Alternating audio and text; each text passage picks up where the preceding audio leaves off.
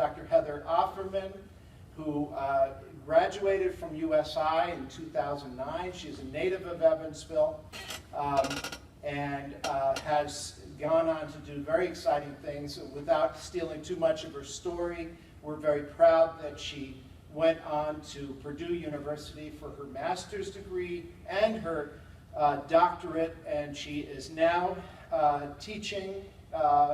She is the director of all of the introductory level courses in Spanish at one of the very best liberal arts colleges in the college. And that's not just Hitchcock saying that this is one of the great schools. This is Davidson College in Davidson, North Carolina. It is regularly in the top 15 best colleges, best liberal arts colleges in the country in the U.S. News and World Report poll. And that's kind of it's the cream of the crop. And this is a USI graduate who's done exciting things. She is going to reflect a little bit about her time at USI, but I know that you will share with me the excitement of seeing what our graduates are doing.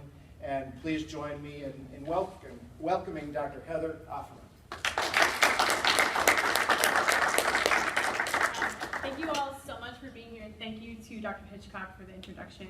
I'll go ahead and get started. So what I titled today's talk is Linguistics and World Languages, Discovering Opportunities in Academia. So I planned a lot of material for today. I was very excited. I have a lot of slides, but we may not get through all of them, and that is okay. But I'm really happy to be back at USI. I had a great experience here as an undergrad, and a lot of what I'll be talking about today has to do with how the faculty here helped me prepare to be where I am now. So just a quick overview. I'm just going to give a brief introduction about repeating some of the information that Dr. Hitchcock just mentioned. My time and experiences at USI, and then also discovering my passion for research and teaching. A little bit about my graduate school experience, and then hopefully we have some time. I would love to tell you about my current research. So, getting started, as Dr. Hitchcock mentioned, I am the Spanish language coordinator, and I'm also a Spanish lecturer at Davidson College in North Carolina. I received my BA in Spanish in 2009, and I had a minor in psychology. I went on and did an MA at Purdue University in 2014 and my PhD in 2020 in Spanish linguistics. So, time and experiences at USI. This is my favorite part of the presentation to make. So I began here at USI in 2005, and I was undecided for a year and a half. I kind of got here a little bit lost. I wasn't really sure what I wanted to do. I wasn't sure that I wanted to start college immediately, but I thought, okay, I'll go ahead and start with, I think it was Core 40. I don't know if it's still called that, but your core classes. Originally, my plan was to major in psychology and be a psychiatrist or to be a therapist, but for various reasons, I decided to drop that idea. But I was still really interested in psychology and how the brain worked, so that comes into play later. However, in high school and middle school, I took a different language. I wasn't really interested in Spanish until an older sibling of mine, of course we always listen to our siblings, you know, for the most part, at least I did. She said, you should probably take Spanish because it'll benefit you in whatever your career goals are, whatever you end up doing later in life. So I thought, okay, I'll just try taking 101. We'll see what happens. I took it with Professor Mercedes Hayes. She's no longer here, I don't think, but she was a fantastic professor, very enthusiastic. She had taught language in a way I'd never approached it before. We had to immediately start speaking, and that scared me because that was not how I took language previously. But anyway, it was a great experience, so I signed up for 102, and I had the same professor. However, then I got to 203, level 3. I took this with Dr. Teresa Huerta, who is also an amazing professor, really great scholar, took various other classes with her later. But in the first month, I got a failing grade on the test. And that was a big shocker to me because I thought, isn't this like biology where I just memorize things? And that's not all biologists do, by the way. But I thought, maybe this will be like biology class and all I have to do is memorize. And then I realized learning a language is extremely different, unlike any other subject, that you have to do it continually on a regular basis.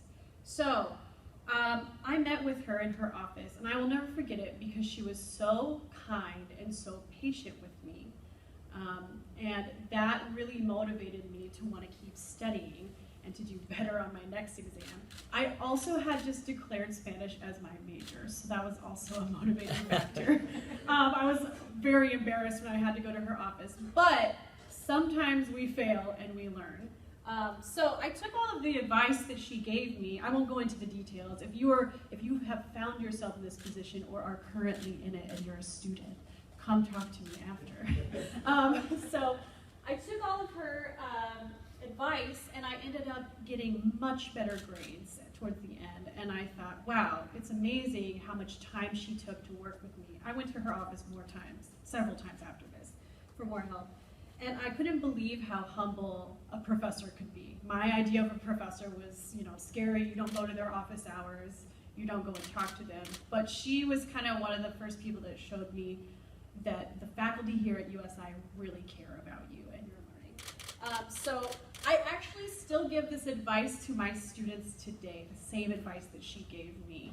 I recently had a student in this position and told them all the steps they needed to take, and so we'll see what happens in a few weeks. But it has usually been something that has been really helpful to these students, so I always think of her. Then I took 204, and after that, which is the level 4 course, after that I signed up for an immersion program in Ensenada, Mexico, which was a really wonderful experience as well. But I came back to USI not knowing I could transfer my credits, which I probably should have looked into. However, I'm actually glad that I didn't do that, because I think I would have missed opportunities taking classes with other professors, other faculty in the Spanish program. So as soon as I got back, 2 of the first classes I had were with Dr. Hitchcock and Dr. Guillermo Latorre, who taught a Spanish composition class. So we did a lot of grammar in that course. Then in my class with Dr. Hitchcock, I don't remember the title, forgive me, but I remember this was the first time I got to look at literature, which I thought, oh no, I can't hardly read quickly in English. What will I do in Spanish class for literature? But I learned, he taught us lots of techniques on how to get, what is the main idea of this, so that helped me a lot with my comprehension. I also found that I really loved literary analysis after doing this. But specifically in Dr. Latorre's class, we did a lot more grammar-focused activities, and I've always been fascinated by patterns in language, so that's another thing that comes into play later. Then, spring of 2009, I finally took a really different class that I'd never heard of before. It was called Spanish Diction. I didn't know what that meant. I just thought, this sounds interesting, with somebody who I had never seen their name on any of the course offerings before. And it was Dr. Rosas Mayan Norma. So in this class, we talked about phonetics and phonology. We talked about this topic called linguistics. I had no idea it existed. I'd heard the term before, but I didn't know what it meant.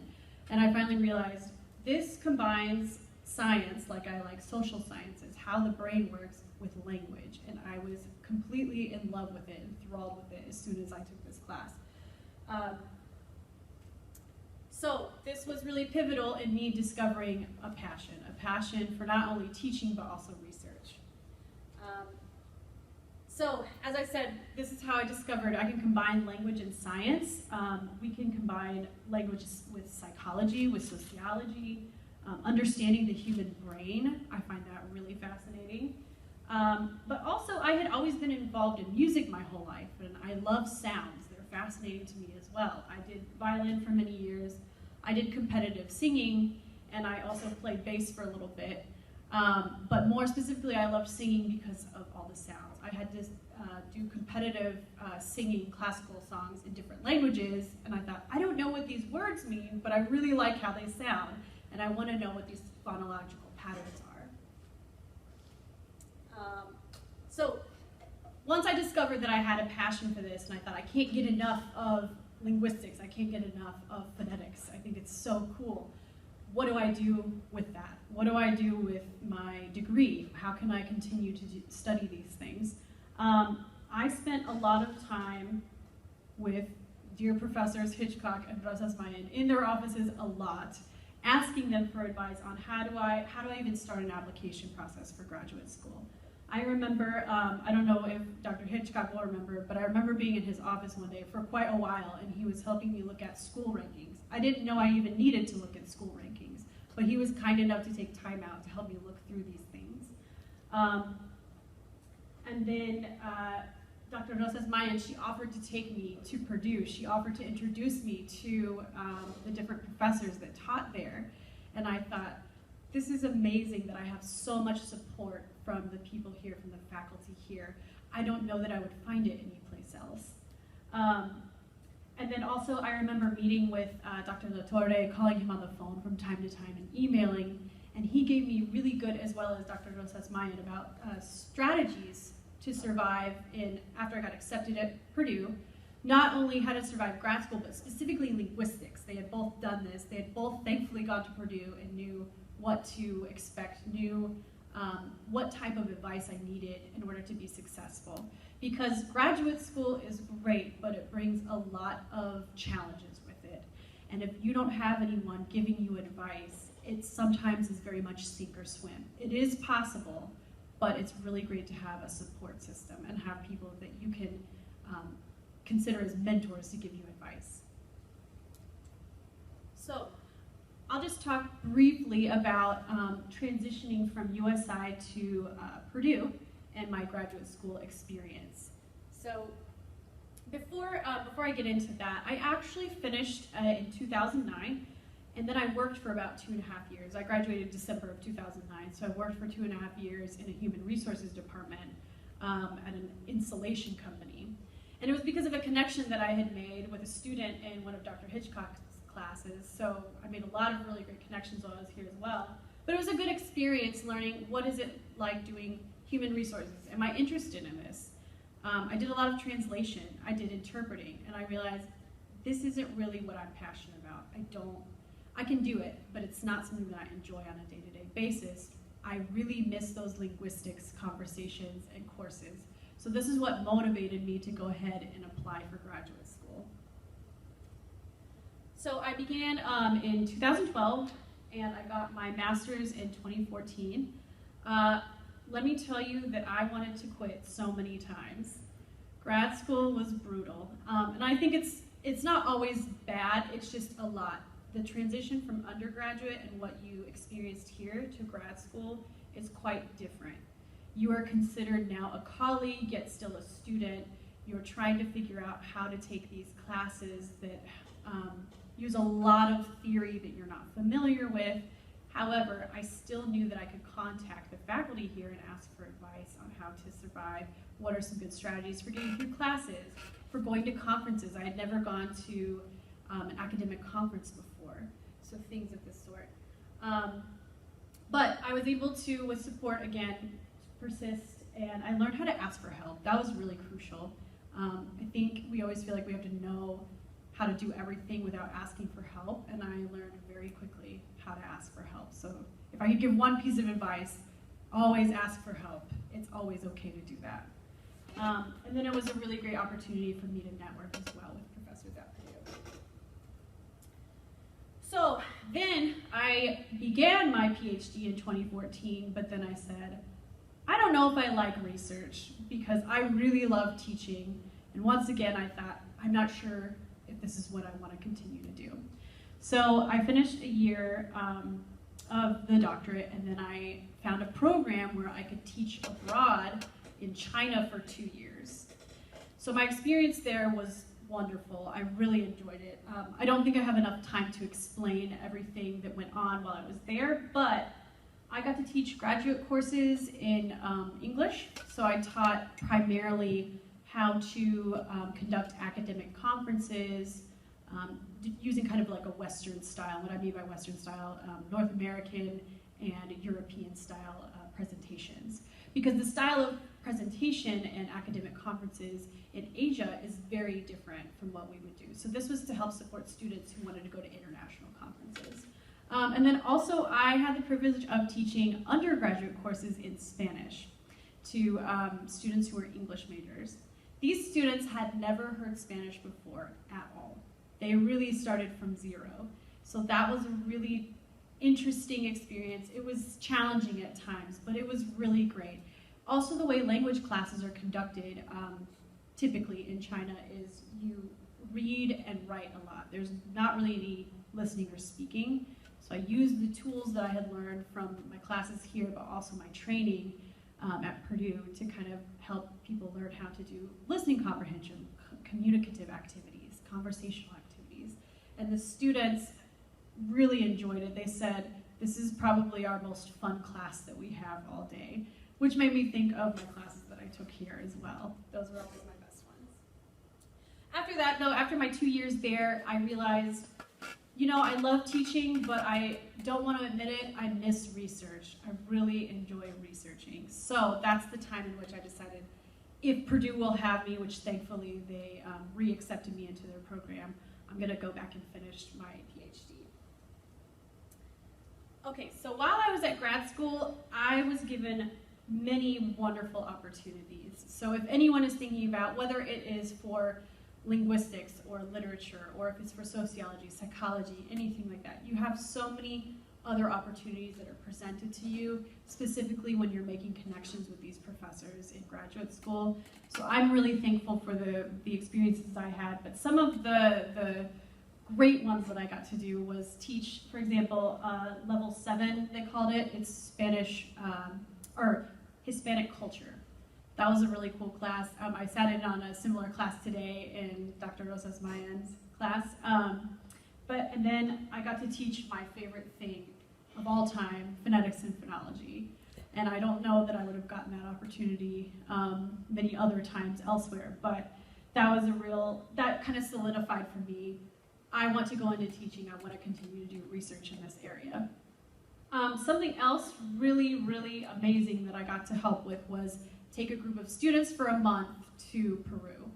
While we were there, we primarily stayed in the capital, Lima, but we took them to Machu Picchu, Huacachina, other places around Peru, and it was an amazing experience. They also did internships, so not only was I was teaching Spanish courses while I was there, but I was also helping these students learn how to navigate business life in Peru, which was really quite a challenge for them at times. So then I finished at Purdue in 2020, but as I was finishing, there was something that came about called COVID-19, which made things a little bit difficult. I'm sure some of you probably have experienced this, and I don't know about faculty or students, but I'm sure you saw it happen to people around you, but jobs became very scarce. So it was a challenging time. I once again reached out to Norma, Dr. Rosas Mayan, for advice on how to survive what we call the job market. But I had several interviews and things kind of fell through, and I thankfully was given this opportunity at Davidson. It was one of very few places that still had the resources at the time to even offer jobs to anyone. So even if you ever find yourselves, if you're thinking about doing, continuing your education, getting a PhD, there may be something like, it may not be COVID, but it may be something else. Keep going, don't give up. Sometimes the job market, it fluctuates a lot. Some years are great, some years are not so great. If I had not gotten this opportunity at Davidson, I would have still sought out other opportunities. There are other programs you can do in the meantime as well to kind of keep up. But if you have any questions, I'm going to move on from that. If you have any questions about that particular experience, feel free to ask me later. So now I would like to transition into my specific research, and it's from my dissertation. I have some other publications since then, but this is really my primary area of research. So just to get started, I have 2 areas of specialization. The first is phonetics, as I talked about, but the other is called theories in second language acquisition. So looking at how do second language learners learn and acquire a second language. All of these practices and methods on current theories and practices, this is what all of my teaching is based on. And so I'm just going to focus on a few of these components. So first, I wanted to talk about something that's called the communicative teaching method. If you're in language classes now, or if you're one of the professors, you're probably very familiar with this term. But if you're in language classes now, you may not know why we do certain things the way we do them, but this is why. So a lot of research has found that second language learners should be communicating as early as possible. This is really helpful to acquiring a new language. So we focus more on oral communication skills as well as fluency. And then there's not really a lot of focus on forms. So what does that mean? There's less focus on explicit explanations of things like grammar, translation for vocabulary purposes. And also what falls in that category is there's not really a lot of instruction on pronunciation. So this has been kind of avoided through this method, and this method is great. I use it to this day still in my classes. However, no method or practice is perfect. So what I was kind of looking at was I found a lot of, whenever I was looking into textbooks, I noticed a lot of textbooks don't really have any instructional programs for pronunciation. They don't have very many materials. I thought, why is that? A long time ago, there was this method called the audiolingual method. And in this method, there was a really big focus on memorization of sentences and getting pronunciation perfect. But they found that these learners didn't actually learn how to speak the language. So when they got in a native speaker context, it was primarily used for the army. So let's say they were in Italy, all they knew how to do was order a coffee, and if somebody asked them a question, kind of a deadpan response, didn't know how to respond. So they weren't really learning the language, they were just memorizing information and having really great pronunciation, but not being able to utilize it. So then the field kind of avoided this for a long time. But now it's kind of circling back around because we found that it is important in acquiring a new language, but also, on my next slide, a lot of people say that it's important for something called intelligibility. So do you understand what is being spoken to you by maybe a non-native speaker? And then also for something called comprehensibility. How difficult is for you, how much time does it take for you to understand someone who is a second language learner speaking to you? And then also it's been found that a lot of second language learners, they actually really would like to have pronunciation taught to them rather than it be assumed that they learn it implicitly. That's what a lot of the current curriculum, and specifically popular textbooks, they kind of anticipate that learners will learn it intuitively, not explicitly. So several methods now that pronunciation is kind of on the rise, this pronunciation instruction, there are 3 methods that have come about that are, or 2 in particular that are popular. The first is called explicit instruction. So this is use of what is called the International Phonetic Alphabet. If you've seen it, there are many symbols and they're associated with certain sounds. So instead of focusing on, let's say, for example, in English and Spanish, they have very similar alphabets. So what do we tend to do? We confuse the sounds. We attach the sounds from our native language to the alphabet in our second language. So this provides you an opportunity to kind of get away from doing that. You're associating sounds with symbols instead of an alphabet now. And then also through things like repetitions and drills. This is another one that's become pretty popular. It's called visual feedback. So this is the use of technology to look at visual representations of speech. So how do we do that? We look at sound waves and something called a spectrogram. I'll show you what those look like in a second. It always sounds scary to my students when I mention it, and they're like, please don't make us do science in language class. But I promise that it will make sense once I show it to you. But what you do here is these students, they compare their own utterances or their own oral productions to that of a native speaker, so that if they can't hear the difference, because I hear often from my students, I don't hear the difference. Now you can see the difference. And how do you kind of, how do you get to a point where it looks more similar to the native speaker production? And then, so I did a large-scale experiment in which I got data for explicit instruction and this visual feedback, but also I decided what happens if we combine these two methods together? Will that be even more beneficial for second language learners? So the big question is, which method is better? Now that we have these different approaches, which one is going to be the most beneficial for students?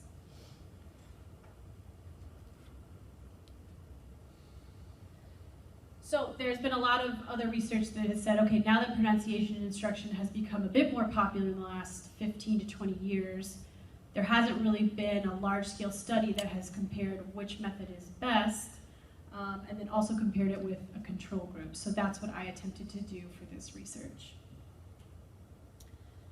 Okay, so I'm gonna get a little bit technical, but stick with me, okay? So I looked at something that is called voice onset time. And I won't get into the nitty-gritty of it, but it's in reference to, in Spanish and English, we have three what we call plosives that are the sounds p, t, and k. In English, at the beginning of a word, we have it really pronounced. There's a lot of air that comes out. So for example, if you say the word pot, right, use p, there's a lot of air. But if we're saying something in Spanish, for example, the word poner, we would say poner. There's barely any air that comes out. So this is the difference between English and Spanish.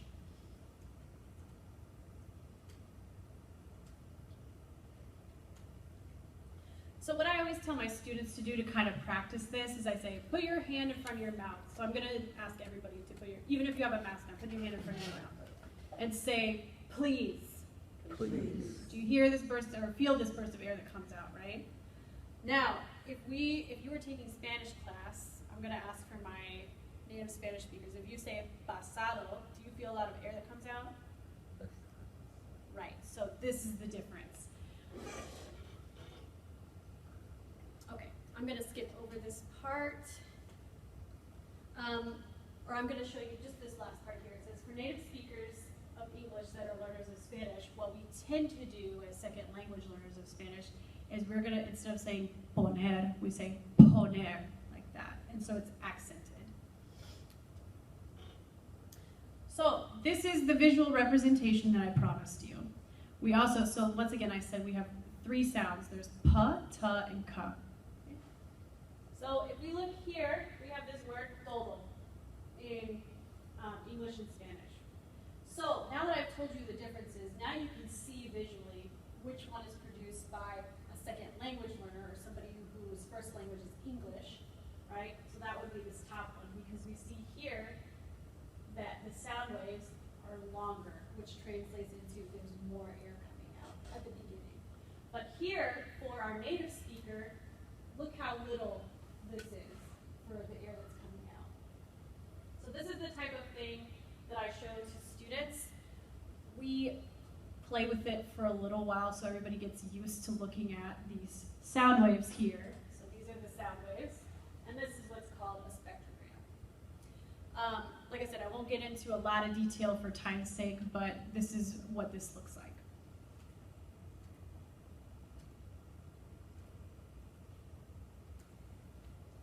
Okay, so my research questions were basically, do each of these work equally? Are they equally beneficial to students? Which is why I brought in a control group to kind of compare them to a control group to see, okay, do they all outperform significantly this control group? So that's a summary of the first research question. The second research question is, if all are beneficial, if all have a significant improvement for learners, which of the three is the best, if any of them are the best, of the three that I mentioned earlier? So the explicit pronunciation, the visual feedback, and then this method that combines the two. So, and we're specifically looking at these p to k sounds to see if students can reduce the amount of air that's coming out at the beginning. I'll summarize my hypotheses. My hypotheses for the first one was we believe that all of these types of instruction will work. But then in the last one, my thoughts were probably this combined method of using the International Phonetic Alphabet symbols with the visual representations is going to be the most beneficial to students.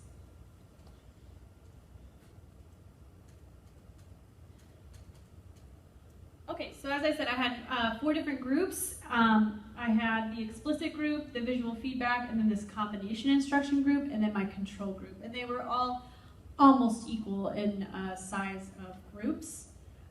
There were 47 participants total, and they were all native speakers of English that were learning Spanish, I think at the level 3.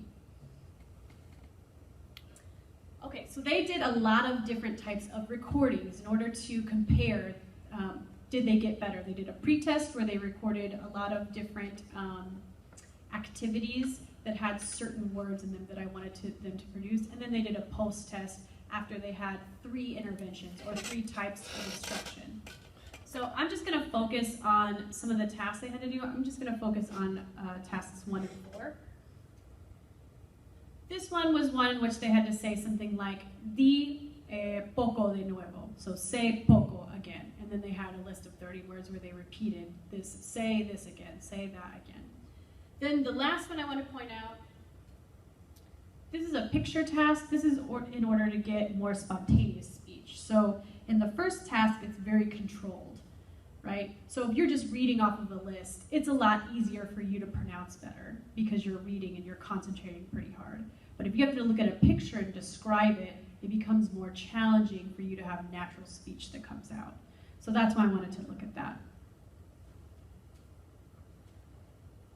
So this is just an example of some of the words that I chose where they had to say pesa again, say tela again. And they all started with pata and ka. Then this is a sample of the picture task. So what I did here, I'm going to try to project a little bit. They had the word in a previous slide, so this word was pesa, and they're supposed to identify it with a picture, which is a weight. Pesa is a weight. Then in the next one, I did not give them the word. I gave them the picture, and they had to remember what is the word so that they're trying to produce it more naturally instead of reading the word. So they used a program called Prat. It's a good recording software to use, but they did all of these recordings there. And so I won't go in detail again. I'm going to go quickly through this so that I don't run out of time. But this was the explicit instruction. So they worked with this international phonetic alphabet again. We did a lot of repetitions of certain words that started with pata and ka. And then also they had an instructor that was a native speaker that did modeling for them and then also came around and corrected them explicitly. For the visual feedback one, I don't know if I mentioned earlier, but this is more of an implicit approach. You don't explicitly tell students. They're supposed to kind of look at the native speaker production and their production and see if they can figure out what the differences are. So I had a different native speaker instructor do these activities with them to see how they would do. And then for this particular group, they had a worksheet that they could work through since they weren't getting explicitly instructed. So they had something a little bit more concrete to work with. So as you can see here, they have to talk about where do you think the P exists in this photo.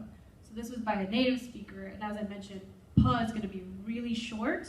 So probably about here to here, very small. So that would be a native speaker. Then I had the instructor show them these utterances by a non-native speaker and a native speaker. They did not have the words separated out in red like I have it here because we didn't want to be too explicit for this group. And then I also provided them with a sound recording. I'll see if it works. I'm not sure if it will.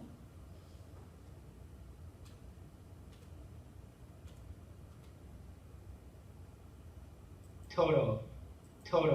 So that's our non-native speaker. You can hear todo, right? And this is our native speaker from Puerto Rico. Todo. So now you have an audio-visual kind of component. Okay, so this was the CI. It stands for combination instruction. So I just combined these two that I mentioned earlier together. I won't go all the way through it.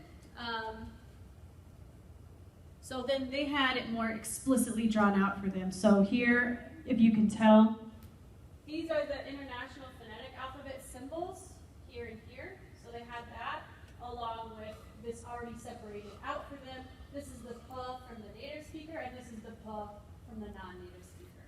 And then they also have the audio components. And then for the control group, they just did a cultural activity. They didn't have any type of instruction at all for pronunciation. Each of these, so for each group, every time they had a session, and they had 3 sessions, it was about 10 to 15 minutes. So tried to make it about equal in time with the control group as well when they did their cultural activity. I'm going to go through this really fast. I have some statistics. I will tell you what it means. Don't worry if you're not a statistics person. I will let you know what's going on. This was for the carrier phrase, so this was the say it again task. So then we looked at how did they perform after they did these 3 interventions in class. So here we have our control group. Okay? The pre-test is purple and the post-test is yellow. So we don't see any differences here graphically. But then if we look at our explicit group, we see a drop. This is our visual feedback group. We also see a drop, and a drop means that they are producing less aspiration, right? And that's what we want. We want it to be less and more like that. And then this is our combination group. So visually it looks like they improved. What do the statistics say?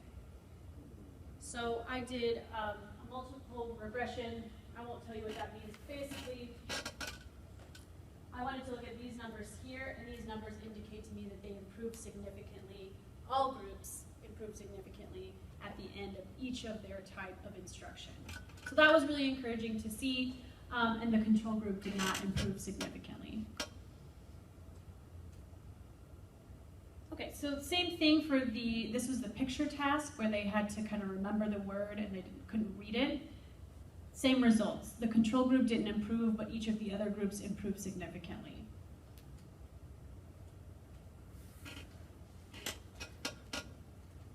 So now if we look at who outperformed all of these groups in most tasks, here it says control group.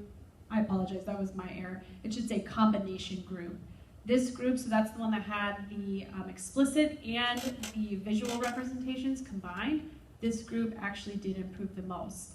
So, if we go back and look at the research questions, does each group improve significantly in comparison to the control group? Yes, we confirm this one.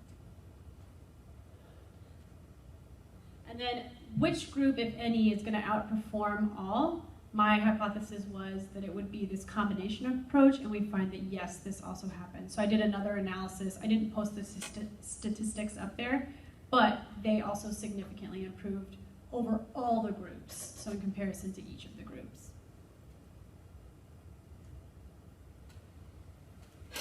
Okay, last bit of research, and I'll leave you with this, but there is something in research called the noticing hypothesis. It was created in the 90s by this researcher, Schmidt. States that when a learner's attention is drawn to specific areas or specific aspects of the language, more often than not, this helps with meta-linguistic processes where they can make comparisons and then they acquire the language typically better. I also looked at learner modalities. This was something that once I saw, okay, let's see what was going on. Why did the combination group improve more than the other groups? Maybe in a classroom, so if we use the explicit approach, this is really geared towards people who are auditory learners. If we use the visual approach, this is more geared toward visual learners. But if we combine them together, we've got an audio-visual approach. So not only are you serving your audio and visual learners, there are some people, which I consider myself one, who is audio and visual. I need both. So it kind of serves each type of learner, each of these 3 types of learners. So that is a long summary of the research that I do. That, like I said, that's my main line or main area of research. But to kind of conclude and sum everything up, I want to go back to USI. Everything that I just presented to you, that was most of my dissertation. None of that would have been made possible had I not had my experiences here at USI. And so I had so much support, as I mentioned earlier. I just wanted to come back around and revisit that. And I don't think I could have made it through grad school without the support that I had here. So thank you to all of those professors who are here and who are not here that supported me in this route. Those of you, once again, if you are interested in continuing in academia, there are so many resources, but all you have to do, if you don't know what to do, all you have to do is ask. All of your professors are really willing and excited, I think, to help engage you on your journey. So this concludes my talk for today. And thank you very much.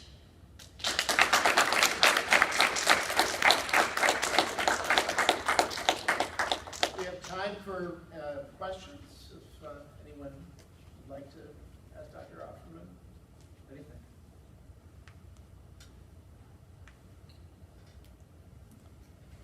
It could be about anything. It doesn't have to be about my research portion. Yeah? What were those techniques that you used whenever you were early in your Spanish studying? Oh, yes, that Dr. Huerta told me to do. So the particular test in which I did not do very well on was about preterite and imperfect in Spanish. So if you all are familiar, I see some laughing, yes. That is always, even as your professors, when we get to this topic, we think, okay, here we go. It's gonna be a long ride. But it's possible to do well. Part of what I didn't think about was how to practice conjugations. So the type of method that we use that I was mentioning earlier, the communicative method, a lot of the responsibility for learning conjugations falls on the student, which I think is good. You should be doing that at home because classroom time is for utilizing what you practice at home to converse, to communicate. I didn't understand that. So what Dr. Huerta recommended to me, I did very poorly on the preterite section. I didn't know how to conjugate the preterite. So I went home and I wrote out multiple verbs, especially the irregulars, over and over again in all of the different forms. So for, I, you, he, she, us, them, I just went over it over and over. Then after I wrote it down, I would flip it over and I would try to recite it out loud. And if I could not recite it out loud, I would make myself write the entire conjugation list again and then lay it down, recite it. This took many hours. This took a long time. It was not an overnight process. Then, on top of that, if we look at in Spanish, the imperfect, those conjugations are, in my opinion, they're not very challenging to memorize. They're pretty regular. Preterite's not very regular. But learning how to differentiate when to use which was very challenging.